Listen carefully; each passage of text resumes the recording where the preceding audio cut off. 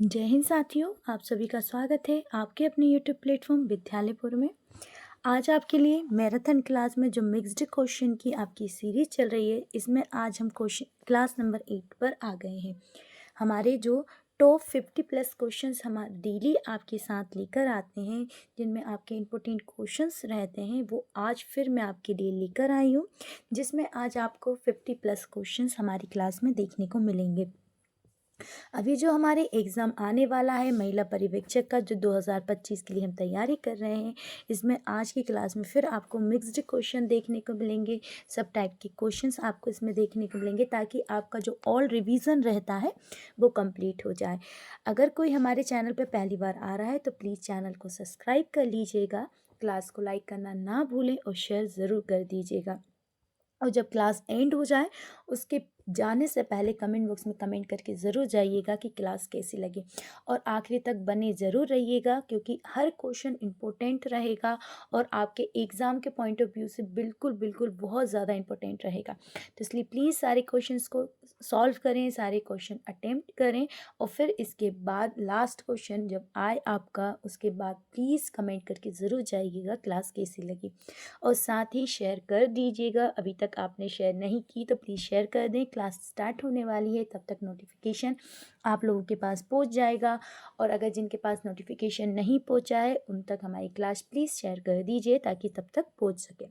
हमारे जो mixed question रहेंगे, कल की भी क्लास में आपने देखा होगा मिक्स्ड क्वेश्चन आपको देखने को मिले होंगे। उसमें भी चाहे वो डिसीज से हों, आपके गर्भावस्था से हों, शिशु देखभाल से हों, बाल्यावस्था से हों, इस टाइप के क्वेश्चन सारे मिक्स्ड क्वेश्चन आपको क्लास में देखने को मिले थे। आज की क्लास में भी आपको सारे मिक्स्ड क्वेश्चंस देखने को मिलेंगे। आपके सुबह शाम दोनों टाइम आपके लिए क्लासेस डाली जा रही हैं, ताकि आपका फटाफट रिवीजन हो सके और आप ज़्यादा से ज़्यादा कंटेंट को याद रख सकें। तो चलिए क्लास स्टार्ट कर देते हैं। स्टार्ट करने से पहले एक बार प्लीज़ सब लोग क्लास को शेयर कर दें। चलिए क्लास स्टार्ट हो चुकी है। फर्स्ट क्वेश्चन आपके सामने आ चुका है। चलिए स्टार्ट। और हर क्वेश्चन के लिए आपको 15 सेकंड ज़रूर दिए जाएंगे, ताकि आप कमेंट बॉक्स में कमेंट कर सके कि इस क्वेश्चन का आंसर क्या रहेगा। तो चलिए, आपका है फर्स्ट क्वेश्चन आपके सामने है कि हीमोग्लोबिन के प्रत्येक ग्राम में लगभग होता है, हीमोग्लोबिन के प्रत्येक 1 ग्राम में कितने आपका आयरन होता है, पूछा गया है। 6.34 मिलीग्राम आयरन होता है, 4.25 मिलीग्राम आयरन होता है, 3.34 मिलीग्राम आयरन होता है, या 2.24 मिलीग्राम आयरन होता है। चलिए, आपका टाइम स्टार्ट हो चुका है। 15 सेकेंड आपके स्टार्ट हो चुके हैं। फटाफट आंसर लगा दीजिएगा, इस क्वेश्चन का क्या होगा।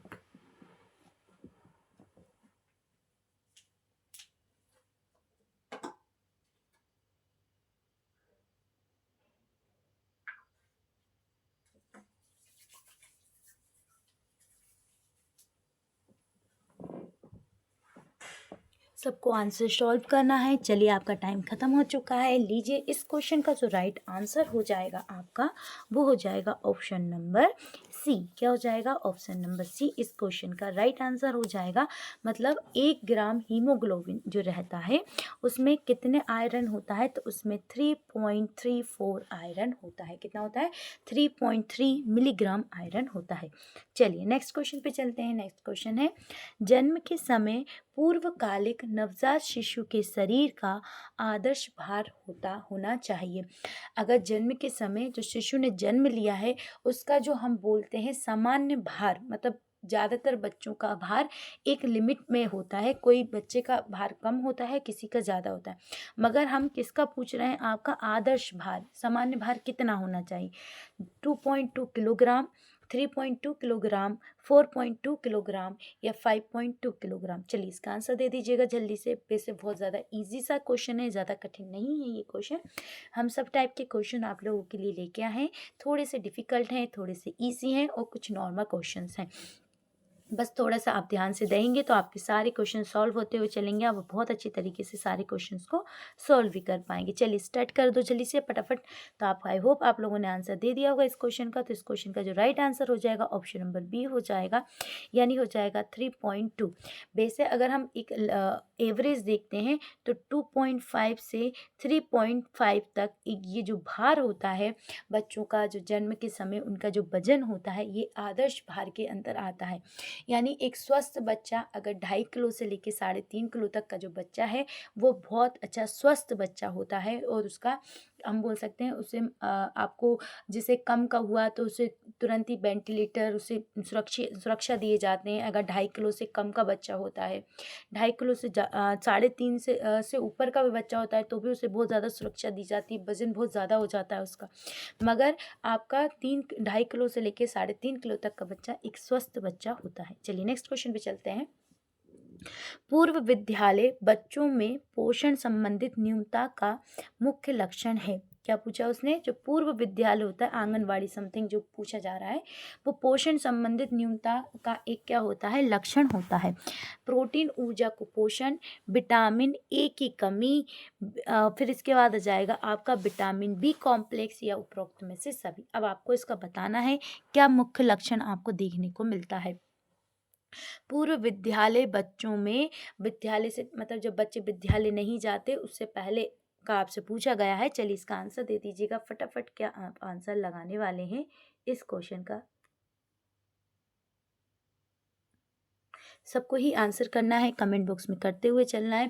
प्रोटीन, ऊर्जा, कुपोषण, विटामिन ए की कमी, विटामिन बी कॉम्प्लेक्स, या उपरोक्त में से सभी। चलिए जल्दी से आंसर लगा दीजिएगा इस क्वेश्चन का, टाइम भी आपका खत्म हो चुका है। लीजिए इस क्वेश्चन का आंसर आएगा उपरोक्त में से सभी। तो आपको इस टाइप को देखने को मिलते हैं जब बच्चे आपके आंगनबाड़ी वगैरह में जाते हैं तो उनको फूड खाने का सामान दिया जाता है, खेलने की व्यवस्था की जाती है, और बच्चों को और उनकी माताओं को उनका हर महीने उनका वजन तोला जाता है कि उनका वजन बढ़ रहा है कि नहीं बढ़ रहा है। और अगर वजन बढ़ रहा है तो बच्चा स्वस्थ है, और अगर वजन नहीं बढ़ रहा है तो बच्चे में कौन कौन सी समस्या है, इसके लिए फिर वो सामुदायिक स्वास्थ्य केंद्र पर भेजती हैं। फिर वहाँ पे जाकर बच्चों में ये सारी चीज़ों की जांच भी की जाती है कि बच्चों में कोई चीज़ की कमी तो नहीं है। चलिए नेक्स्ट क्वेश्चन है। किस वैक्सीन की बूस्टर खुराक मुंह से दी जाती है? अब आपको ये बताना है। आपको एक बूस्टर खुराक है जो मुंह से दी जाती है। हेपेटाइटिस बी की दी जाती है, डीपीटी की दी जाती है, टिटनस की दी जाती है, या पोलियो की दी जाती है। बूस्टर डोज जो होता है वो किससे दिया जाता है? ओरल होता है, मतलब ओरल डोज का दिया जाता है। चलिए आंसर दे दीजिएगा। हेपेटाइटिस बी, डीपीटी, टिटनस, या पोलियो। चलिए फटाक से आंसर दे दीजिएगा इस क्वेश्चन का कि आपका आंसर क्या होने वाला है इस क्वेश्चन का। सब लोग आंसर करते हुए चलेंगे, सब लोग आंसर्स लगाते हुए चलेंगे। आप लोग को सबको ही आंसर करना है। सब लोग आंसर करते हुए चलेंगे। फटाफट आंसर दे दीजिएगा कि आप आंसर क्या लगा रहे हैं इस क्वेश्चन का। फटाक से आंसर लगा दीजिएगा। चलिए इस क्वेश्चन का जो राइट आंसर हो जाएगा वो हो जाएगा ऑप्शन नंबर डी, पोलियो। आपको याद हो पोलियो की क्या ओरल डोज दी जाती है। कल के क्वेश्चन में मैंने कल जो क्वेश्चंस पूछे थे उसमें मैंने पोलियो से एक क्वेश्चन पूछा था कि पोलियो का ब्रांड एम्बेसडर किसे बनाया था। 2 बूंद जिंदगी की जिसकी टैग लाइन थी, उसका ब्रांड एम्बेसडर किसको बनाया। मैं इंतज़ार करूँगी आपके क्वेश्चन का कि कौन इस क्वेश्चन को हमारे कमेंट बॉक्स में डाल के देगा। अगर आपने लास्ट क्लास देखी है, क्लास नंबर 7 अगर आपने देखी है तो पक्का आप इस क्वेश्चन का आंसर बहुत अच्छे से दे पाएंगे कि आपका पोलियो के लिए ब्रांड एम्बेसडर किसको बनाया गया था। इसका आपको आंसर कमेंट बॉक्स में डालना है। बहुत इजी क्वेश्चन है, अगर कल की क्लास देखी है तो आप ज़रूर इसका आंसर दे पाएंगे। चलिए नेक्स्ट क्वेश्चन पे चलते हैं। ICDS योजना के अंतर्गत कौन सा कार्यक्रम नहीं आता। जो ICDS योजना है इसके अंतर्गत कौन सा कार्यक्रम नहीं आता। पूरक पोषण, विद्यालय पूर्व अनौपचारिक शिक्षण, पोषण एवं स्वास्थ्य शिक्षण, विश्व स्वास्थ्य संगठन। चलिए अब आंसर लगा दीजिएगा इस क्वेश्चन का। आप लोग क्या लगा रहे हैं? सब लोग कमेंट बॉक्स में डालते हुए चलेंगे आंसर, कि ये नहीं कि आप आंसर नहीं लगा रहे, नहीं, सबको ही आंसर करना है। सब लोग आंसर लगाते हुए भी चलेंगे कि ICDS योजना के अंतर्गत कौन सा कार्यक्रम नहीं आता। कौन सा कार्यक्रम नहीं आता है पूछा है, तो ध्यान से इसका आंसर दीजिएगा कि पूरक पोषण नहीं आता, विद्यालय पूर्व अनौपचारिक शिक्षण नहीं आता, पोषण एवं स्वास्थ्य नहीं आता, या स्वास्थ्य संगठन नहीं आता। चलिए आंसर दे दीजिएगा इस क्वेश्चन का कि आप क्या लगाने वाले हैं। सबको ही आंसर करना है, सब लोग करते हुए भी चलेंगे। आपका टाइम खत्म हो चुका है और इस क्वेश्चन का राइट आंसर आ जाएगा विश्व स्वास्थ्य संगठन नहीं आता। मतलब इसके अंतर्गत क्या क्या आएगा? पूरक पोषण भी आएगा, विद्यालय पूर्व अनौपचारिक शिक्षण भी आएगा, और पोषण एवं स्वास्थ्य भी इसके अंतर्गत आएगा, है ना। WHO इसके अंतर्गत नहीं आएगा। है ना, वर्ल्ड हेल्थ ऑर्गेनाइजेशन इसके अंतर्गत नहीं आएगा। नेक्स्ट क्वेश्चन पे चलते हैं कि विटामिन डी का समृद्ध स्रोत है। अब आपको बताना है विटामिन डी का सबसे ज़्यादा स्रोत कौन सा है। मछली का तेल, जिसे कॉडल लिवर ऑयल भी बोलते हैं, पत्ता गोभी है, अनाज है या दाल है। अगर हम इनमें से कौन सा चीज़ खाएंगे जिससे हमें विटामिन डी भरपूर मात्रा में मिल जाएगा। आपको धूप से भी जो विटामिन डी आपके मेलेनिन जो हार्मोन होता है उससे क्रिया करके बनता है, मगर आपको नॉर्मल भी अगर बाहर से कहीं से मिल रहा है तो कहाँ से मिलेगा। मछली के तेल, कॉडर लिवर ऑयल से, पत्ता गोभी से, या आप अनाज से, या आपका दाल से। जल्दी से आंसर दे दीजिएगा इस क्वेश्चन का कि विटामिन डी का समृद्ध स्रोत कौन सा है। फटाक से आंसर करिएगा इस क्वेश्चन का कि आप क्या लगा रहे हैं। चलिए, आपका टाइम भी खत्म हो चुका है और इस क्वेश्चन का जो राइट आंसर हो जाएगा वो हो जाएगा ऑप्शन नंबर ए, यानी कॉडर लिवर ऑयल। जो मछली का तेल होता है उसके ना, तो उससे हमें विटामिन डी का एक स्रोत, समृद्ध स्रोत प्राप्त होता है। चलिए नेक्स्ट क्वेश्चन पे चलते हैं। निमोनिया सामान्यता के संक्रमण द्वारा होता है। जो निमोनिया होता है वो किसके संक्रमण द्वारा होता है। विषाणु, जीवाणु, उपरोक्त में से दोनों, या इनमें से कोई नहीं। क्या वो विषाणु से होगा यानी वायरस से होगा, क्या जीवाणु से होगा यानी बैक्टीरिया से होगा, या वो बैक्टीरिया वायरस दोनों से हो जाता है, या इनमें से किसी से भी नहीं होता।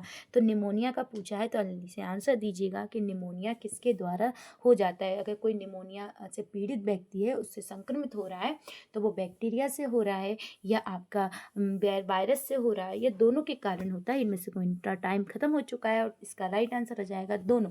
वो विषाणु और जीवाणु दोनों से हो जाता है। कौन सा आपका निमोनिया। चलिए नेक्स्ट क्वेश्चन पे चलेंगे। इनमें से कौन मच्छरों द्वारा नहीं होता। इसमें कौन सा जो रोग है वो मच्छर द्वारा नहीं होगा। अब आपसे ऐसा पूछा गया है। फाइलेरिया, जापानी इंसीफेलाइटिस, मलेरिया या काला जार। अब आपका इसका बताइए आंसर क्या क्या होगा कि इनमें से कौन सा रोग जो मच्छर द्वारा नहीं होता। नहीं पूछा है उसने, है ना। फाइलेरिया या जापानी इंसीफेलाइटिस, मलेरिया, अनाज, काला आजार। चलिए बताइए जल्दी से, काला जार कौन सा आप आंसर इसमें लगाने वाले हैं। जल्दी से आंसर दीजिएगा। सबको आंसर करते हुए चलना है। सब लोग आंसर करेंगे भी और सबका आंसर आना भी चाहिए। देखते हैं कौन कौन क्या क्या आंसर लगाता हुआ चल रहा है। चलिए फटाक से आंसर लगा दीजिएगा। क्वेश्चन नंबर 18 का जल्दी से आंसर क्या होगा। तो इसका राइट आंसर हो जाएगा आपका ऑप्शन नंबर डी। क्या हो जाएगा, कालाजार। मतलब आपका फाइलेरिया, जापानी इंसीफेलाइटिस और मलेरिया, ये सब किससे होते हैं, आपके मच्छर से होते हैं। और ये किससे होता है, आपका एडिस जो मच्छर होता है उसके कारण हो जाता है, और फीमेल वाला। चलिए नेक्स्ट क्वेश्चन पे चलते हैं। एक खनिज जिसकी शारीरिक को हड्डियों की उचित वृद्धि और विकास के लिए आवश्यक होता है। क्या बोला, एक खनिज जिसकी शरीर को हड्डियों की उचित वृद्धि, मतलब शरीर में जो हमारी हड्डियां हैं, बोन्स हैं, उनके उचित विकास के लिए आवश्यक होता है। सोडियम, पोटेशियम, आयरन या कैल्शियम। वेरी इजी क्वेश्चन, सब लोग फटाफट लगा दीजिएगा। इसका आंसर क्या लगाएंगे। सबको आंसर लगाते हुए चलना है। क्या आप आंसर लगाएंगे। जल्दी से आंसर लगा दीजिएगा इस क्वेश्चन का कि आपका एक खनिज जिसके शरीर को हड्डियों की वृद्धि के लिए आवश्यक होता है। चलिए आंसर लगा दीजिएगा इसका जल्दी से। क्या आंसर है, तो टाइम भी खत्म हो चुका है। तो इस क्वेश्चन का जो राइट आंसर हो जाएगा वो हो जाएगा ऑप्शन नंबर डी। क्या हो जाएगा, ऑप्शन नंबर डी, कैल्शियम। आपको पता है कैल्शियम हमारे हड्डियों के लिए बहुत ज़्यादा ज़रूरी होता है, उनको मजबूती। तो ओस्टियोपोरोसिस जो हो जाता है, ओस्टियोपोरोसिस एक रोग हो जाता है, वो कैल्शियम की कमी से ही होता है, जिसमें क्या हो जाता है, हड्डियों में बारीक बारीक छिद्र हो जाते हैं, हड्डियाँ कमज़ोर हो जाती हैं और हड्डियाँ मतलब आपके दर्द करने लगती हैं, आपके शरीर चलने, मगर आपके हड्डी जोड़ों वगैरह में भी दर्द होने लगते हैं। तो ओस्टियोपोरोसिस किसकी कमी से होता है, ये भी कैल्शियम की कमी से हो जाता है। चलिए नेक्स्ट क्वेश्चन पे चलते हैं। इनमें से कौन सा डाइसेकेराइड है। अब आपको बताना इसमें से कौन सा डाइसेकेराइड है। कल आपका पूछा था इनमें से कौन सा मोनोसेकेराइड नहीं है, क्वेश्चन आया था। आज इसमें पूछा है डाइसेकेराइड। याद रखिएगा। तो जो आपका कार्बोहाइड्रेट होता है इसकी इकाई क्या होती है, सेकेराइड होती है। क्या होती है इकाई आपकी, सेकेराइड इसकी इकाई होती है। मतलब आपका जो कार्बोहाइड्रेट होता है वो कई सेकेराइड से मिलकर बना होता है। आपका अगर 1 से लेकर 9 इकाइयों तक सैकेराइड होता है वो मोनोसैकेराइड होता है।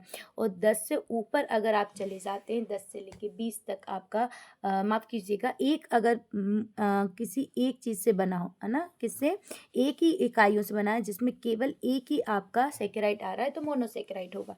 2 से लेके 9 तक आपका डाइसैकेराइड होगा। फिर 9 के ऊपर कितने भी आपके मिल जाते हैं वो क्या हो जाता है, आपका पॉलीसैकेराइड हो जाता है।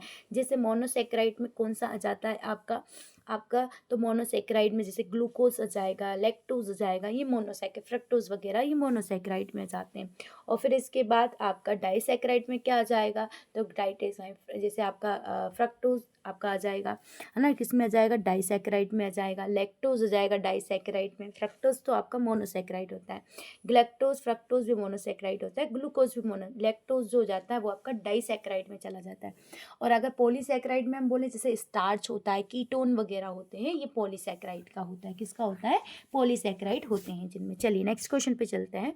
इनमें से कौन व्यापक जन समूह हेतु आहार रहित लक्षण है, कौन सा है, आहार रहित लक्षण है। पूछा गया है आपका इनमें से कौन सा व्यापक जन समूह हेतु आहार्य लक्षण है, कौन सा आहार्य लक्षण है, कि सकारात्मक स्वास्थ्य कायम रखना, न्यूनतम जन्य रोग और विकारों की रोकथाम करना, उपयुक्तम प्रदर्शन तथा IBW कायम कायम कर रखना, उपरोक्त में से सभी। चलिए अब आंसर दे दीजिएगा कि जन समूह हेतु आहार्य क्या है, लक्ष्य है, आहार्य लक्ष्य है। चलिए बताइए, सकारात्मक स्वास्थ्य कायम रखना, मतलब आपका जो स्वास्थ्य है वो कैसा हो, पॉजिटिव हो, आपको कोई बीमारियां वगैरह ना हो।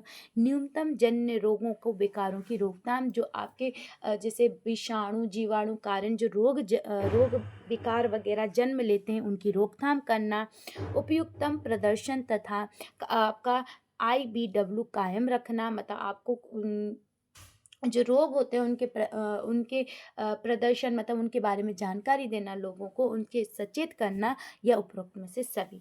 राइट आंसर हो जाएगा इस क्वेश्चन का, उपयोग में से सभी। ये सारे ऑप्शन क्या थे, राइट थे। चलिए नेक्स्ट करते हैं, ये सब लक्षण थे।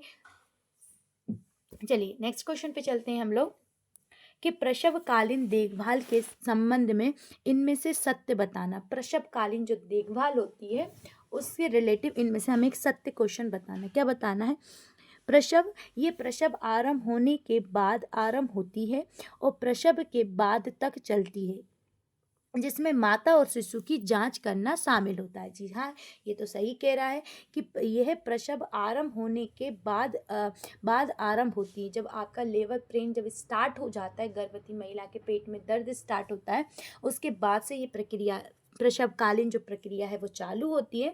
और प्रसव के 4 घंटे 5 घंटे तक ये जारी रहती है, मतलब जन्म देने तक बाद तक ये चालू रहती है। तो सही बोला। और जिसमें माता शिशु की जांच दोनों शामिल होती हैं। फिर ये गर्भ अवस्था के अंतिम तिमाही के दौरान की जाती है। ये बोल रहा है कि ये अंतिम गर्भ अवस्था के अंतिम तिमाही तक के दौरान की जाती है। देखते हैं। और थर्ड क्वेश्चन है, ऑप्शन है आपका उपरोक्त दोनों या ऊपर के दोनों ही सही हैं। डी बोलता है ये गर्भ अवस्था की दूसरी तिमाही के दौरान की जाती है। अब देखते हैं क्या इसका राइट आंसर होगा। तो इस क्वेश्चन का जो राइट आंसर हो जाएगा बस ऑप्शन नंबर ए ही इसका राइट आंसर होगा, कि प्रसव जो आपका प्रसवकालीन देखभाल से संबंध में सत्य ये है कि जो प्रसवकालीन जो आपका स्टार्ट होता है वो प्रसव आरंभ के बाद आरंभ होता है और प्रसव के बाद तक चलता रहता है। मतलब जब आपको लेबर पेन स्टार्ट हो जाते हैं उसके बाद स्टार्ट होता है, और ये आपके प्रसव के 4 से 5 घंटे तक चलता रहता है, जिसमें बालक और शिशु एवं माता की जांच शामिल होती है। ना तो ये तिमाही के पहले चालू होता है ना तिमाही के बाद। चलिए नेक्स्ट क्वेश्चन पे चलते हैं। हेपेटाइटिस बी के कारण होता है। अब बताइए हेपेटाइटिस जो बी है वो किसके कारण होता है, मल संदूषण, जल संदूषण, अनाहृत मार्ग, या आपका भोजन संदूषण। चलिए अब इसका आंसर दे दीजिएगा जल्दी से। हेपेटाइटिस बी का कारण बताना है होने का। चलिए से आप मल संदूषण, जल संदूषण, अंतरेतर जो मार्ग होता है उसके कारण, या भोजन। चलिए से आंसर दे दीजिएगा इसका फटाफट। क्या आप आंसर लगा रहे हैं?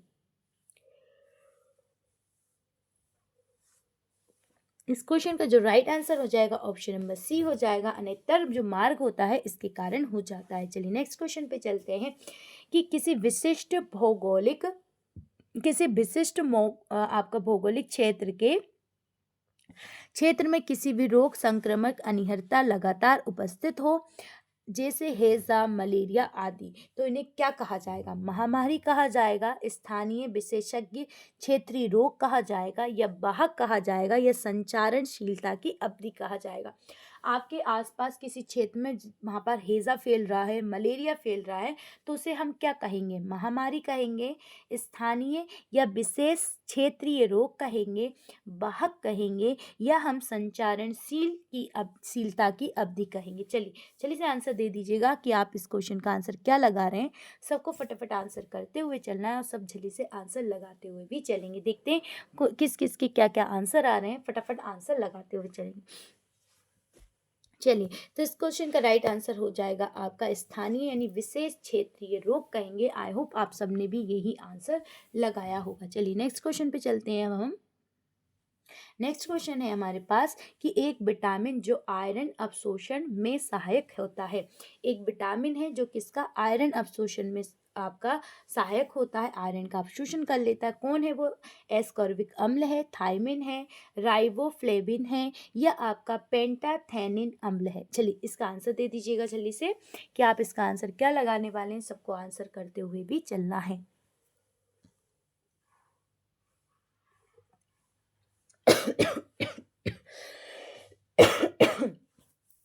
चलिए जल्दी से आंसर दे दीजिएगा आप इसका आंसर क्या है। तो इस क्वेश्चन का टाइम भी खत्म हो चुका है और राइट आंसर हो जाएगा एस्कॉर्बिक अम्ल जो होता है वो आपका आयरन का क्या कर लेता है? अवशोषण कर लेता है। चलिए नेक्स्ट क्वेश्चन पे चलते हैं। छोटी चेचक यानी चिकन पॉक्स की संक्रमणता रहती है, किस में रहती है? दरोरे आपके दिखने के 3 दिन बाद तक, आखिरी पपड़ी गिरे जाने तक, जब तक बुखार रहे तब तक, या दोदोरे दिखने के 6 दिन बाद तक। छोटी चेचक चिकन पॉक्स का संक्रमण रहता है। ददोरे मतलब होता है जो आपके लाल लाल चिट्ठे नहीं हो जाते, उनको बोलते हैं ददोरे। दिखने के 3 दिन बाद तक आपका इसका संक्रमण रहता है, मतलब आपको उसके ददोरे दिख रहे हैं अभी भी, मतलब उसके चिट्ठे दिख रहे हैं, इसके 3 दिन बाद तक उसका संक्रमण रहता है। आखिरी पपड़ी गिर जाने के बाद, मतलब जो आपके जो बड़ी बड़ी फुंसियाँ हो जाती हैं, उनकी जो पपटी जम जाती हैं सूखने के बाद, वो गिर जाएगी। इसके बाद तक संक्रामक बना रहेगा। जब तक बुखार रहे तब तक शरीर में, जब तक जो छोटी मात्रा चिकन पॉक्स जब आता है शरीर में होती है तो बुखार आता है, और जब तक वो बुखार बना रहेगा तब तक संक्रामक रहेगा। ये ददोरे दिखने के 6 दिन बाद तक, और उसके जो आपको जो स्पॉट्स दिख रहे हैं, मतलब उसके जो भी आपको चिट्टे वगैरह दिख रहे हैं, उसके 6 दिन बाद तक आपको संक्रमक देखने को मिलेगा। जल्दी से आंसर दे दीजिएगा आप लोग क्या आंसर लगा रहे हैं इस क्वेश्चन का। थोड़ा सा आपका सोचने वाला आंसर है, थोड़ा आपको दिमाग लगा के इसका आंसर देना होगा। मैंने पहले ही बोला था कुछ क्वेश्चंस आपके थोड़े से इजी रहेंगे, कुछ ज़्यादा थोड़े से डिफिकल्ट भी रहेंगे। सब टाइप के क्वेश्चन आपको क्लास में देखने को मिलेंगे। चलिए इसका राइट आंसर हो जाएगा ऑप्शन नंबर डी, यानी ददोरे दिखने के 6 दिन बाद तक उसका संक्रमक रहता है, मतलब उसकी जो आपके संक्रमकता बनी रहती है। चलिए नेक्स्ट क्वेश्चन पे चलते हैं।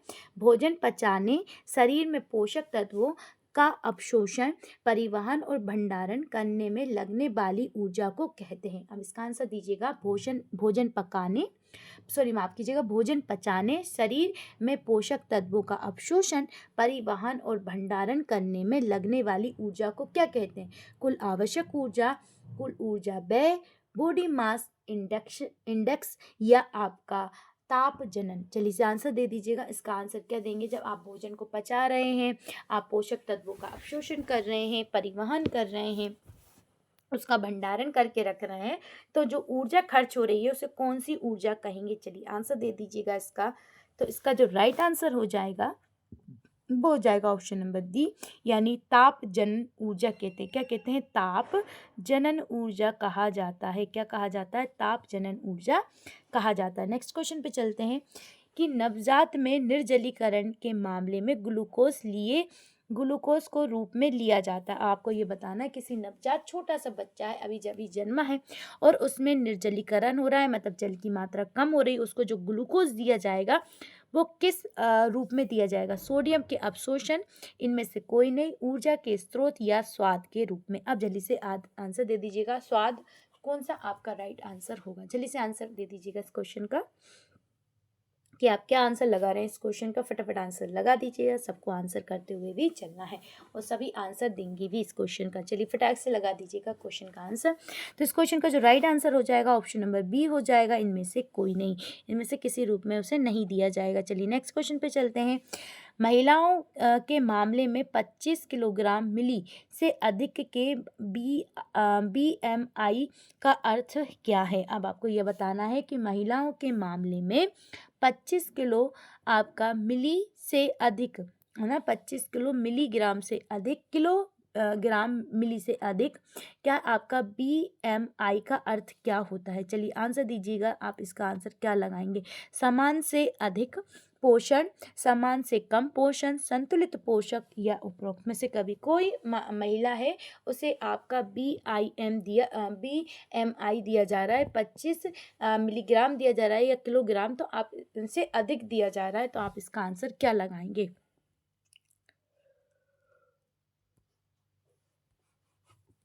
इसका राइट आंसर हो जाएगा सामान्य से उसे अधिक क्या दिया जा रहा है, पोषक तत्व उसे दिए जा रहे हैं। चलिए नेक्स्ट क्वेश्चन पे चलते हैं। कोणीय मुखपात, जिह्वाशोथ और ओष्ठविरुद्धता की कमी के कारण होता है। क्या बोला उसने, कोष्ठीय मुखपात, आपका जिह्वाशोथ और इसके बाद आपका विद्रता, जो ओष्ठीय विद्रता होती है की कमी के कारण होता है। नियासिन होता है, राइबोफ्लेविन होता है, सायोनोकोबालामिन होता है या थायमिन होता है। अब इसका आंसर आपको देना है। चलिए इसे आंसर दीजिएगा, अब आंसर क्या देने वाले हैं।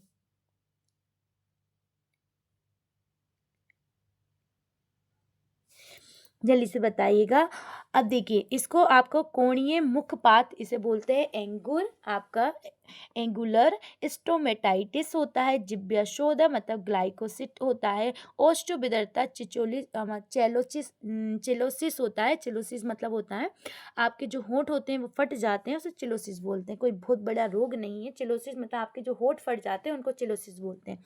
नियासिन होगा, राइबोफ्लेविन होगा या साइनोकोबालामिन होगा या थायमिन, किसकी कमी के कारण ये आपको रोग देखने को मिलते हैं। तो इसका राइट आंसर हो जाएगा है ना, राइबोफ्लेविन के कारण देखने को मिलता है। किसका, राइबोफ्लेविन के कारण देखने को मिलता है। नेक्स्ट क्वेश्चन है, जन समूह में आयोडीन की कमी से होने वाले रोगों पर नियंत्रण करने के लिए सुपरक्षित पद्धति है, इनमें से वितरण है। अब आपको बताना है आयोडीन, जन समूह में आयोडीन की कमी रोकने के लिए, सिंपल ये बोले आयोडीन की कमी को हम किसके द्वारा रोक सकते हैं। आयोडीन युक्त जल पीकर, आयोडीन युक्त पेय पीकर, आयोडीन युक्त नमक या आयोडीन युक्त मसाले खाकर। अब आप इसका आंसर दीजिए।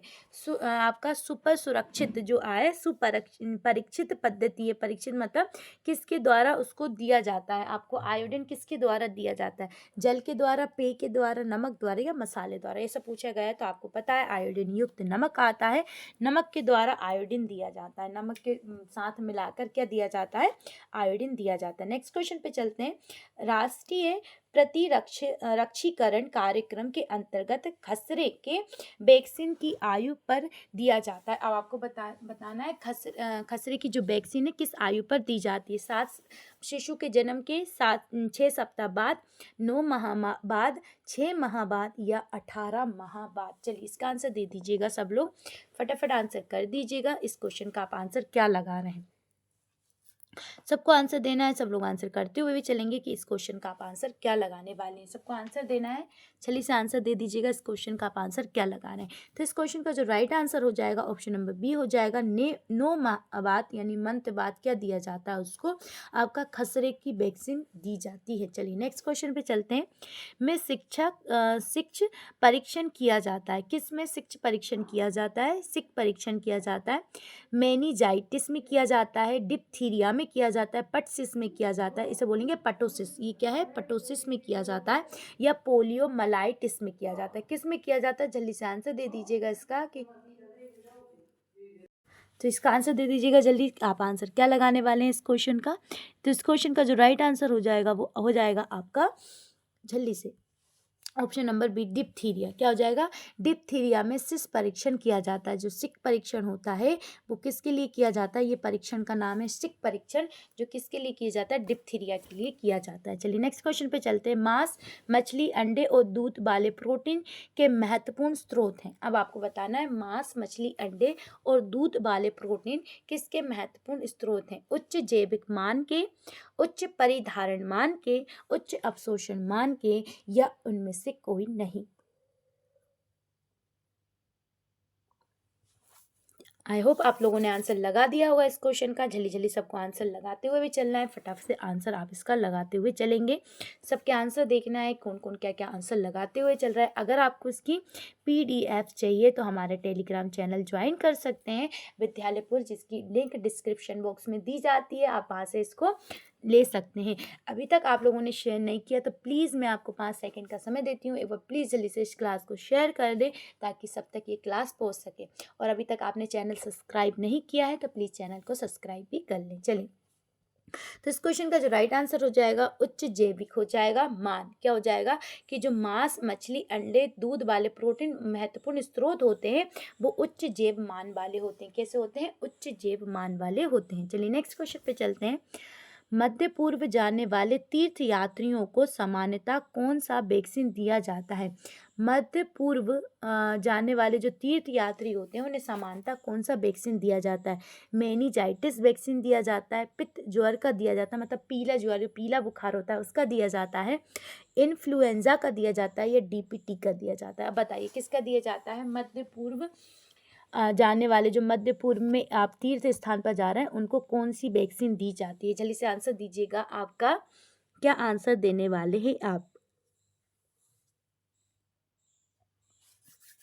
तो इस क्वेश्चन का जो राइट आंसर हो जाएगा वो ऑप्शन नंबर हो जाएगा आपका बी। क्या हो जाएगा? पित्त ज्वर। इसका ओरल वैक्सीन होती है, ओरल दी जाती है।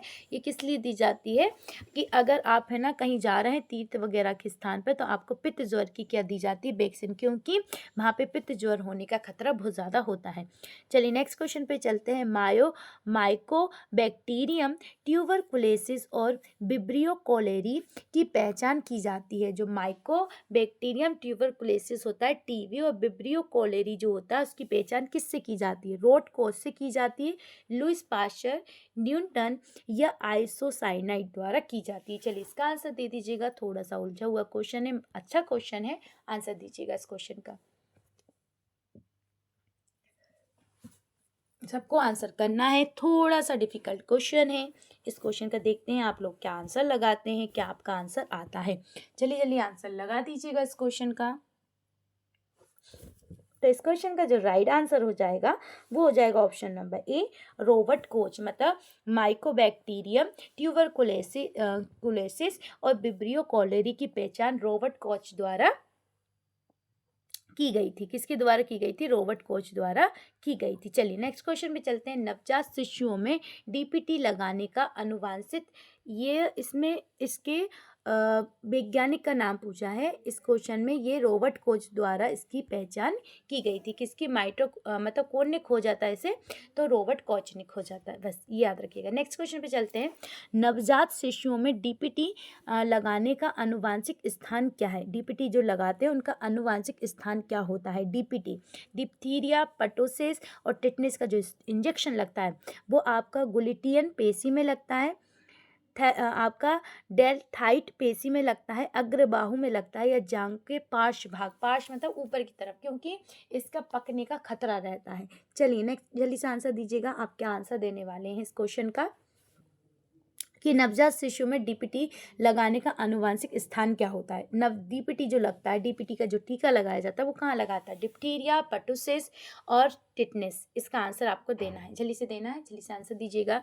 तो इस क्वेश्चन का राइट आंसर आप लोगों ने सबने लगाया होगा कि डेल्टोइड पेशी में लगाया जाता है। कहाँ लगाया जाता है? ये डेल्टोइड पेशी में लगाया जाता है। चलिए नेक्स्ट क्वेश्चन पे चलते हैं कि थायमिन की कमी आमतौर पर के कारण होती है। थायमिन की कमी जो है आमतौर पर के कारण होती है। लोगों द्वारा पॉलिश किए हुए चावल का सेवन अधिक किया जाना, और फिर इसके बाद खाना पकाने की अनुचित प्रथाएं अपनाना, चावल पकाने के बाद बचे अतिरिक्त पानी को फेंक देना, उपयुक्त सभी। अब आपको बताना है थायमिन की कमी के आमतौर पे कारण होते हैं। थायमिन किसकी कमी के कारण होता है ये पूछा है, तो इसका आंसर देना है कि लोगों द्वारा पॉलिश किए हुए चावल का अधिक सेवन करना, चमकदार चावलों को खाना, खाने पकाने की अनुचित प्रथाओं का अपनाना, चावल पकाने के बाद बचे अतिरिक्त पानी को फेंक देना, जो उसका माड़ होता है, बचा हुआ चावल का पानी जो होता है उसे फेंक देना, यह उपरोक्त में से सभी।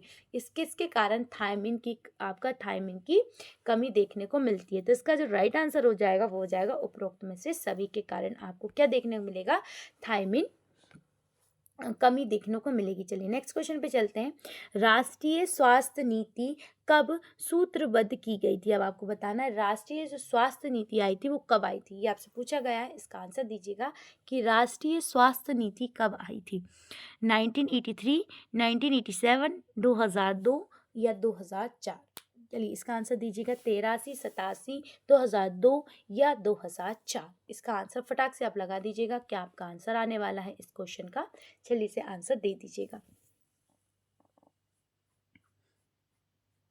चलिए इस क्वेश्चन का जो राइट आंसर हो जाएगा ऑप्शन नंबर ए हो जाएगा। 1983 में क्या आई थी आपकी राष्ट्रीय स्वास्थ्य नीति आई थी। क्या आई थी? राष्ट्रीय स्वास्थ्य नीति 1983 में आई थी। कब आई थी? 1983। चलिए नेक्स्ट क्वेश्चन पे चलते हैं। इनमें से कौन आवश्यक वसा अम्ल है? अब बताना है इसमें कौन आवश्यक क्या है, वसा अम्ल है।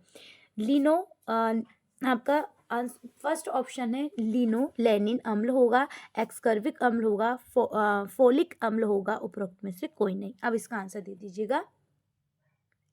चलिए इसे लिनोनेलिक अम्ल होगा, एस्कर्विक अम्ल होगा, फोलिक अम्ल होगा, इनमें से कोई नहीं।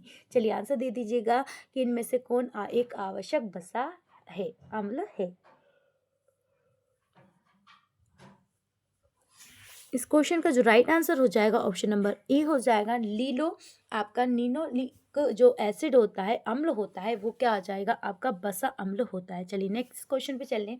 मलेरिया के कारण होता है, मलेरिया किसके कारण होता है? प्लाज्मोडियम, लिस्मेनियन, एंट अमीबा, हिस्टोलिटिका या आपका कॉलेस्ट्रीडियम के कारण। किसके कारण होता है आपका मलेरिया? चलिए से आंसर दे दीजिएगा, मलेरिया किसके कारण होता है। क्वेश्चन नंबर 41 का आंसर दे दीजिएगा, मलेरिया किसके कारण होता है।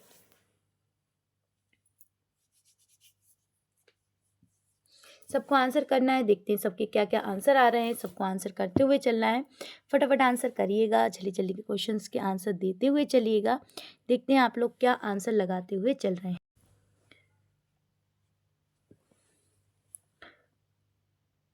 चलिए सबको आंसर लगाना है, सबके आंसर आने चाहिए, फटाफट आंसर लगा दीजिएगा। तो इस क्वेश्चन का जो राइट आंसर हो जाएगा ऑप्शन नंबर ए हो जाएगा। प्लाज्मोडियम वाइवेक्स के कारण क्या होता है? मलेरिया होता है, जिसको आप किसके द्वारा फैलाया जाता है? मच्छर द्वारा फैलाया जाता है, मच्छर के लार्वा द्वारा फैलाया जाता है और मादा एनाफ्लीज द्वारा फैलाया जाता है। चलिए नेक्स्ट क्वेश्चन पे चलते हैं। वृद्धि, मंदक और पेशियां एवं अघोत चित्त वसा का गंभीर क्षय ये पोषण संबंधित की दो सतत विशेषताएं हैं। अब आपको इसका आंसर देना है। क्या बोला है कि वृद्धि, मंदक और पेशियों में अघोत वचीय वसा जो होता है, अघोत वशीय जो वसा होता है वो गंभीर क्षय ये पोषण संबंधित की दो सतह विशेष होती हैं। कैसी होती है? मेरास्मस, पैलेग्रा, स्कर्वी या मुखपात। अब इसका आंसर दीजिएगा, आप इसका आंसर क्या दे रहे हैं।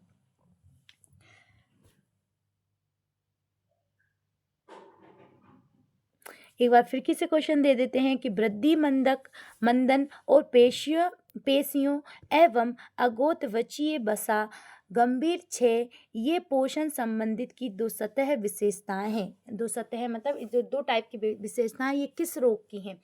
मेरास्मस की हैं, पैलेग्रा की हैं, स्कर्वी की हैं या मुखपाक की हैं। अब आपको इसका बताना है। स्टोमाइटाइटिस की हैं। अब इसका आंसर दीजिएगा। तो इस क्वेश्चन का जो राइट आंसर हो जाएगा ऑप्शन नंबर 1 मेरास्मस की आपको देखने को मिलेगी। चलिए नेक्स्ट क्वेश्चन पे चलते हैं। नेक्स्ट क्वेश्चन आप सभी के सामने है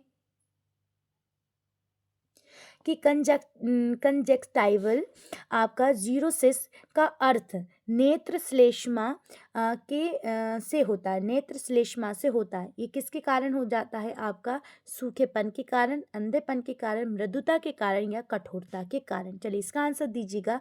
जीरो से संबंधित अगर कोई भी वर्ड यूज होता है तो वो आपका नेत्र संबंधित जो भी बीमारी होती है उसके संबंधित होता है, जीरो से सब वर्ड का यूज। अब आपको इसका आंसर देना है कि जो आपका कंजक्टाइवल जो आपका जीरोसिस होता है वो नेत्र श्लेष्मा के से होता है। अब ये किसके कारण हो रहा है? जो आपका कंजक्टाइवा है वो किसके कारण होता है? सूखेपन के कारण होता है, अंधता के कारण होता है, मृदुता के कारण होता है या कठोरता के कारण होता है? चलिए इसका आंसर दे दीजिएगा। तो इस क्वेश्चन का जो राइट आंसर हो जाएगा वो हो जाएगा सूखेपन। आंखों में अगर आंखों में पानी नहीं रहेगा, सूखापन हो जाएगा तो उसके नेत्र श्लेष्मा यानी उसको कंजक्टाइवा हो जाएगा। क्या हो जाएगा? कंजक्टाइवा हो जाएगा। चलिए नेत्र रोग हो जाएगा। नेक्स्ट क्वेश्चन पे चलते हैं कि गर्भावस्था के दौरान आवश्यक अतिरिक्त प्रोटीन के लिए आवश्यक होता है। गर्भावस्था के दौरान आवश्यक अतिरिक्त प्रोटीन के लिए आवश्यक होता है। क्या आवश्यक होता है? गर्भावस्था की आहार वृद्धि, गर्भावस्था शिशु की तीव्र वृद्धि, उपरोक्त दोनों, इनमें से कोई नहीं। चलिए अब आंसर दे दीजिएगा। अतिरिक्त प्रोटीन के लिए आवश्यक होता है, हमें कोई चीज़ अतिरिक्त प्रोटीन चाहिए तो उसके लिए क्या आवश्यक होगा? गर्भावस्था की आकार वृद्धि, गर्भावस्था की जो आकार वृद्धि वो, गर्भावस्था शिशु की तीव्र वृद्धि, उपरोक्त दोनों या उपरोक्त में से कोई नहीं। चलिए आंसर लगा दीजिएगा कि इसका आंसर आप क्या लगा रहे हैं। चलिए जल्दी आंसर दे दीजिएगा इस क्वेश्चन का कि आपका आंसर क्या होने वाला है। तो इस क्वेश्चन का जो राइट आंसर हो जाएगा ऑप्शन नंबर सी, दोनों ही हो जाएंगे।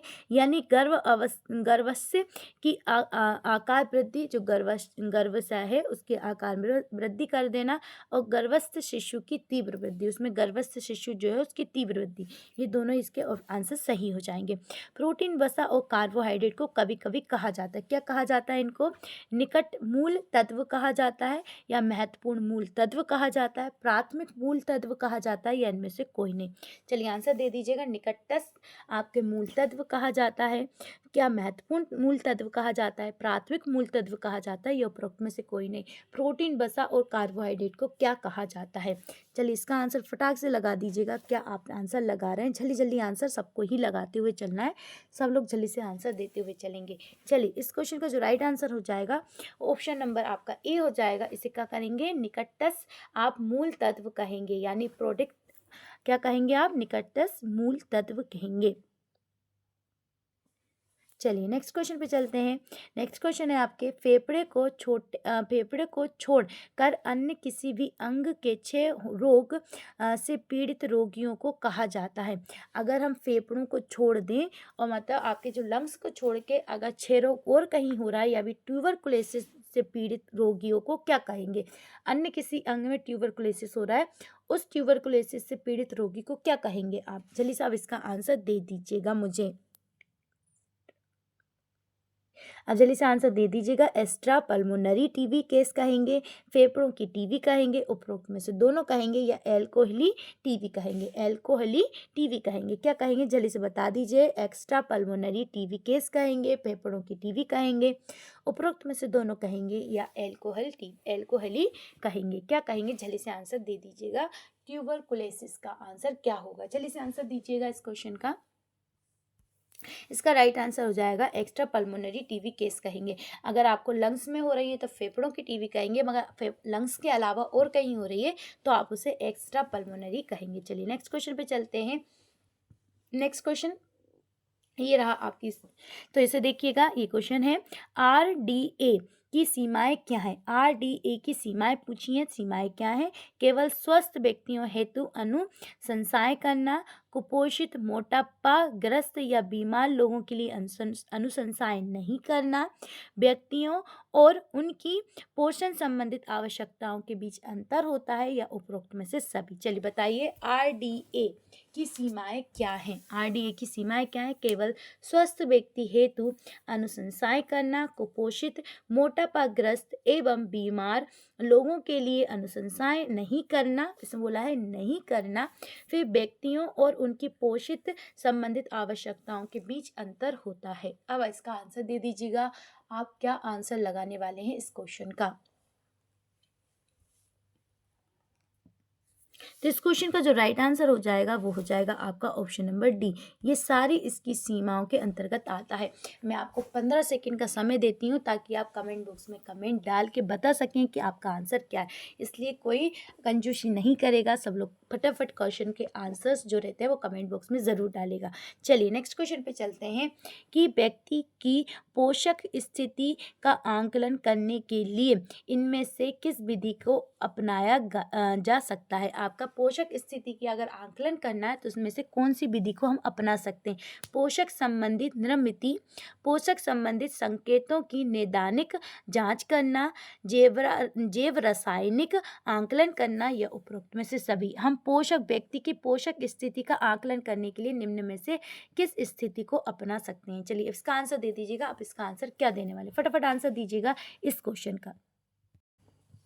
देखते हैं आपका आंसर क्या आ रहा है। सब लोग क्या क्या आंसर लगाते हुए चल रहे हैं। आपके आंसर सबके आने चाहिए, सब फटाफट आंसर करते हुए भी चलेंगे।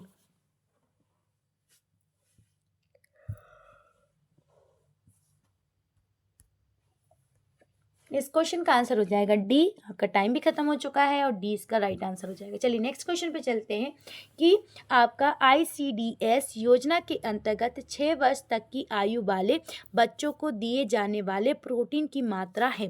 क्या बोला उसने? ICDS योजना के अंतर्गत 6 वर्ष तक की आयु वाले बच्चों को दिए जाने वाले प्रोटीन की मात्रा है। कितनी है प्रोटीन की मात्रा? 8 से लेके 10 ग्राम प्रोटीन होता है, 15 ग्राम प्रोटीन होता है, 12 ग्राम प्रोटीन होता है या 20 ग्राम प्रोटीन होता है। कितने ग्राम प्रोटीन होता है आपको अब इसका आंसर देना है। इसका आंसर दीजिएगा। इसका आंसर आप क्या दे रहे हैं कि 8-10 gram protein, 15 gram protein, 12 gram protein या 20 ग्राम प्रोटीन। अब जल्दी से आंसर दे दीजिएगा इसका।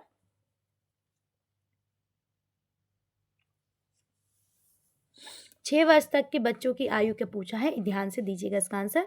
तो इस क्वेश्चन का राइट आंसर हो जाएगा आपका 8 से 10 ग्राम प्रोटीन दिया जाता है। कितना? 8 से 10 ग्राम प्रोटीन दिया जाता है। दस्त पर तर्क संगत प्रक्रिया है। दस्त मतलब जो दस्त होते हैं उसका पूछा गया है। अंतःशिरीय जो चिकित्सा इसे कहेंगे, नमक व शक्कर का घोल, घरेलू भोजन, उपरोक्त में से सभी। अब आपका इसका आंसर देना है।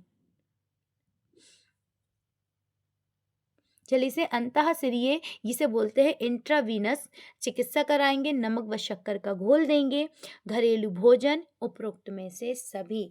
अब आपको बताना है जब दस्त लगते हैं तो उस समय हम क्या कर सकते हैं। चलिए आंसर दीजिएगा इसका। जब दस्त लगते हैं उस समय आप क्या कर सकते हैं, इसका आंसर आपको देना है। तो इस क्वेश्चन का जो राइट आंसर हो जाएगा ऑप्शन नंबर डी, उपरोक्त सभी। आप क्या कर सकते हैं? अंतःशिरीय मतलब आपका इंट्रावीनस चिकित्सा कर सकते हैं, नमक व शक्कर का घोल भी दे सकते हैं, घरेलू भोजन खिचड़ी वगैरह आप उसे दे सकते हैं, हल्का भोजन, और फिर साथ में ही आप क्या कर सकते हैं उसका उपरोक्त में सभी। ये सारे उपचार आप कर सकते हैं।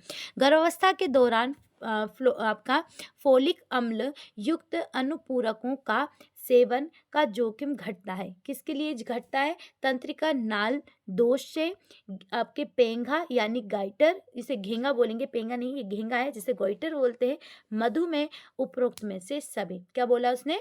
गर्भावस्था के दौरान फोलिक अम्ल युक्त अनुपूरकों का सेवन का जोखिम घटता है। किसके सेवन का जोखिम घट जाता है? मतलब खाने से कौन सा रोग नहीं होगा? तंत्रिका नाल दोष, जो आपका न्यूरल आपका ट्यूब डिफेक्ट है वो, अब घेंगा यानी गोइटर, मधुमेह, उपरोक्त में से कोई नहीं। चलिए आंसर दे दीजिएगा इसका। क्या आप आंसर लगा रहे हैं? आपका टाइम चल रहा है, फटाफट आपका टाइम स्टॉप हो जाए उससे पहले आप जल्दी से आंसर दे दीजिएगा कि आपका आंसर क्या होने वाला है। चलिए टाइम हो चुका है खत्म, और लीजिए ये आपका राइट आंसर हो जाएगा। राइट आंसर हो जाएगा ए, तंत्रिका नाल दोष क्या हो जाएगा? इससे घट जाता है। चलिए नेक्स्ट क्वेश्चन पे चलते हैं। संचरणशील रोगों में नियंत्रण में किसी रोग से के संबंध में, आपके रोग के संबंध में संग रोग की अवधि का आपका निर्धारण द्वारा होता है। अब आपको बताना है जो आपका संचरणशील रोगों के नियंत्रण में किसी रोग से संबंधित में संग जो रोग की अवधि का निर्धारण द्वारा किया जाता है। किसके द्वारा आपका संग रोग अवधि का निर्धारण किया जाता है? रोग की अवधि से, वह अवस्था से, रोग दमन अवधि से, या संक्रमणशीलता या संक्रमण संक्रामकता अवधि से। अब इसका आंसर देना है कि जो संचरणशील रोग होते हैं उनका अगर हम नियंत्रण कर रहे हैं, किसी रोग के संबंध में संगरोग की अवधि का निर्धारण कर रहे हैं, तो वो किसके द्वारा किया जाएगा, ये आपसे पूछा गया है। रोग अवधि से, वाहक अवस्था से, आपका रोगो दमन अवधि से या संक्रमणशीलता से। चलिए आंसर दे दीजिएगा जल्दी से, टाइम थोड़ा सा ही बचा है, जरा सा टाइम है, जल्दी से आंसर दे दीजिएगा। तो इस क्वेश्चन का राइट आंसर हो जाएगा आपका ऑप्शन नंबर सी हो जाएगा। रोग दमन अवधि द्वारा हम इनका क्या कर सकते हैं, निर्धारण कर सकते हैं। चलिए नेक्स्ट क्वेश्चन पे चलते हैं। विटामिन ई का मुख्य लिपिड घुलनशील विटामिन जिसमें होता है, आपको बताना है विटामिन ई वह मुख्यतः लिपिड घुलनशील विटामिन के जिसमें होता है। अब बताना है आपको विटामिन ई किस में सबसे ज़्यादा होता है। एंटीऑक्सीडेंट गुणों के रूप में होता है, जरण गुण के रूप में होता है, विनाशकारी गुण के रूप में होता है, या आपका उपरोक्त में से कोई नहीं। विटामिन ई जो होता है वो किस रूप में आपको देखने को मिलता है, ये आपको बताना है। विटामिन ई का बताना है किस रोग में देखने को मिलता है। एंटी ऑक्सीडेंट के गुण के रूप में देखने को मिलता है, जरण गुण के रूप में, विनाशकारी गुण के रूप में, उपरोक्त में से सभी। चलिए आंसर लगा दीजिएगा इसका।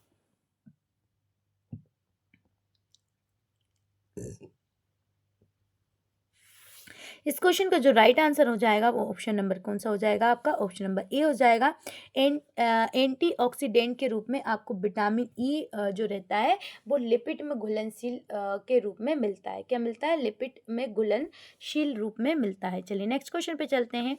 नेक्स्ट क्वेश्चन है आपका, इनमें से किसे छोड़कर अन्य कारकों के कारण चेचक स्मॉल पॉक्स का उन्मूलन हो गया था। आपको बताना है इनमें से एक आपको किसी छोड़कर अन्य कारणों के कारण चेचक यानी स्मॉल पॉक्स का उन्मूलन हो गया था, मगर एक कारण के कारण नहीं हुआ था। उस कारण का बताना है आपका लंबी रोगोदमन अवधि के कारण, अतिरिक्त मानव भंडार नियंत्रण के कारण, पहचान में सरलता, शक्तिशाली वैक्सीन। अब बताइए इसका आंसर जल्दी दे दीजिएगा।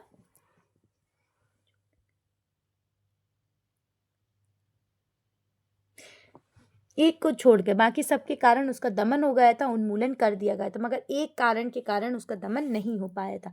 जल्दी से बताइएगा। तो इसका राइट आंसर हो जाएगा अतिरिक्त मानव भंडार नियंत्रण के कारण। इसके कारण नहीं हो पाया था, मगर लंबी रोग दमन अवधि से हो गया था, है ना, पहचानने में सरलता हो गई थी और शक्तिशाली वैक्सीन का यूज़ करके हमने स्मॉल पॉक्स को ख़त्म कर दिया था, मगर अतिरिक्त मानव भंडार के कारण नहीं हुआ था। चलिए नेक्स्ट क्वेश्चन पे चलते हैं।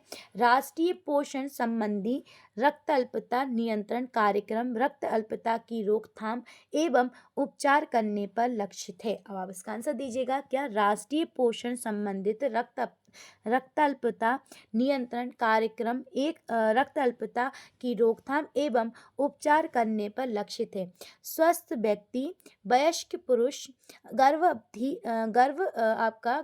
महिला, उपरोक्त में से कोई नहीं। क्या है, स्वस्थ व्यक्ति, वयस्क पुरुष, गर्भवती महिला, उपरोक्त में से कोई नहीं। चलिए अब इसका आंसर दीजिएगा। क्या आप आंसर लगा रहे हैं, क्वेश्चन नंबर 55 का आंसर क्या लगाने वाले हैं आप, जल्दी से आंसर दे दीजिएगा इस क्वेश्चन का कि राष्ट्रीय पोषण संबंधित रक्त अल्पता नियंत्रण कार्यक्रम रक्त अल्पता की रोकथाम एवं उपचार करने पर लक्षित है। किस पर लक्षित है, स्वस्थ व्यक्ति पर, वयस्क पुरुष पर, या आपका गर्भवती महिला पर। तो राइट आंसर क्या हो जाएगा इसका, गर्भवती महिला पर, क्योंकि सबसे ज़्यादा इससे रक्त अल्पता होने से सबसे ज़्यादा परेशानी समस्या किसे देखने को मिलती है, महिला को, और खासकर गर्भवती महिला को। चलिए नेक्स्ट क्वेश्चन पे चलते हैं हम।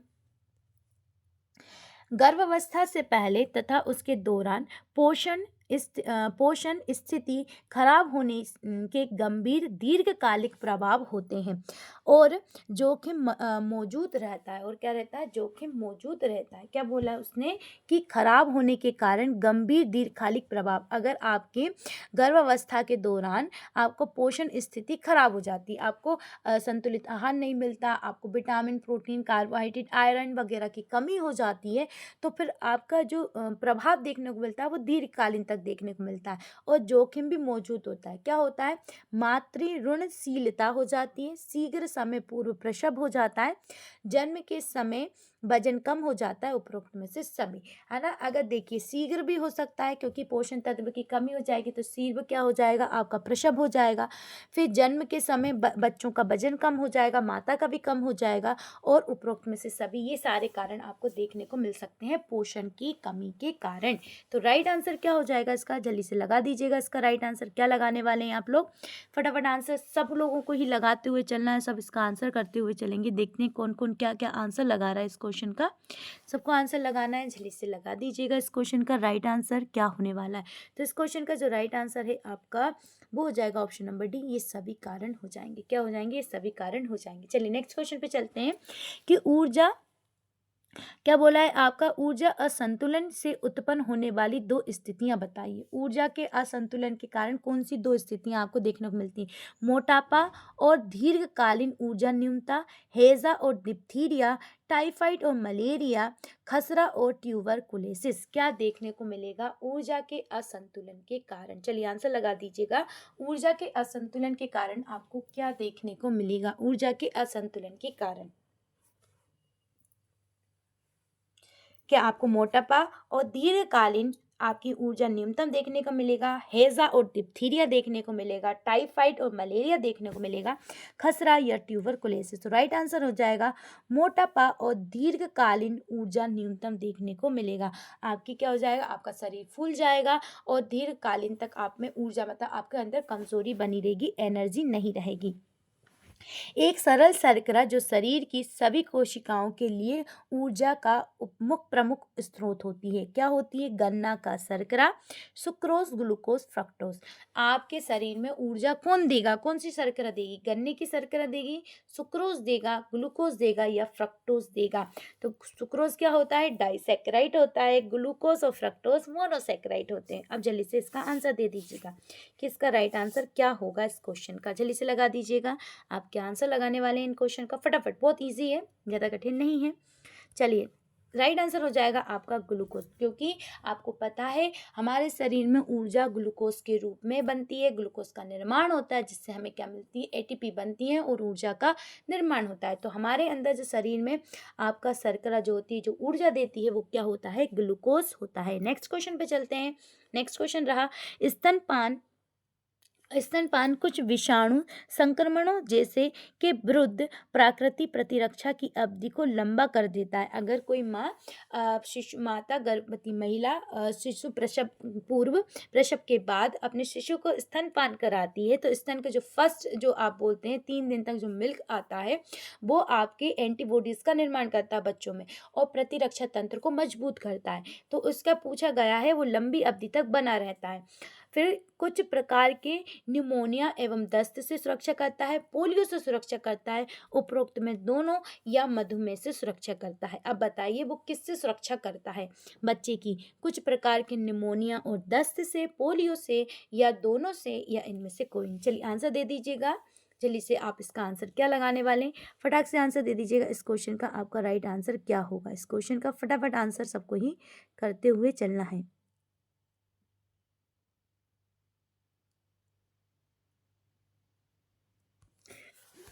चलिए जल्दी से आंसर लगा दीजिएगा इस क्वेश्चन का कि आप आंसर क्या लगाने वाले हैं। तो इस क्वेश्चन का जो राइट आंसर हो जाएगा ऑप्शन नंबर क्या हो जाएगा, सी हो जाएगा, दोनों। मतलब वो निमोनिया और दस्त और कुछ प्रकार के पोलियो से भी हमें बचाता है। चलिए नेक्स्ट क्वेश्चन है। और फिर बोला है कि समुदाय में बच्चों के स्वास्थ्य स्थिति की माप है। समुदाय में मतलब एक अपन बोल सकते हैं ग्रुप में, नवजात मृत्यु दर, मातृ मृत्यु दर, अशोधित जन्म दर या अशोधित मृत्यु दर। अब इसका आंसर दे दीजिएगा। समुदाय में बच्चों की स्वास्थ्य स्थिति की माप है। चलिए बताइएगा इसका आंसर क्या देने वाले हैं आप लोग। आपका टाइम खत्म हो चुका है और इसका जो राइट आंसर आ जाएगा आपका नवजात मृत्यु दर के सामुदायिक बच्चों के स्वास्थ्य स्थिति की माप होती है। किसकी होती है कि नवजात जो मृत्यु दर होती है बच्चों की, उसकी माप की जाती है। चलिए आज के क्वेश्चन हमारे कंप्लीट होते हैं। आज के जो हमारे टॉप 60 क्वेश्चंस हम लेकर आए थे, 50 प्लस क्वेश्चंस, वो हमारे कंप्लीट हो चुके हैं। आज की क्लास कैसी लगी एक बार कमेंट बॉक्स में कमेंट करके ज़रूर बताइएगा। साथ में जाने से पहले कमेंट बॉक्स में मैसेज ज़रूर डाल के जाइएगा कि आज की क्लास आपको कैसी लगी, क्वेश्चंस कैसे लगे। थोड़े से आपके कठिन थे, थोड़े से ईजी क्वेश्चन, सब टाइप के मिक्स क्वेश्चन में लेकर आई थी। अभी तक चैनल को सब्सक्राइब नहीं किया तो प्लीज़ चैनल को सब्सक्राइब कर लें, क्लास को लाइक करना ना भूलें।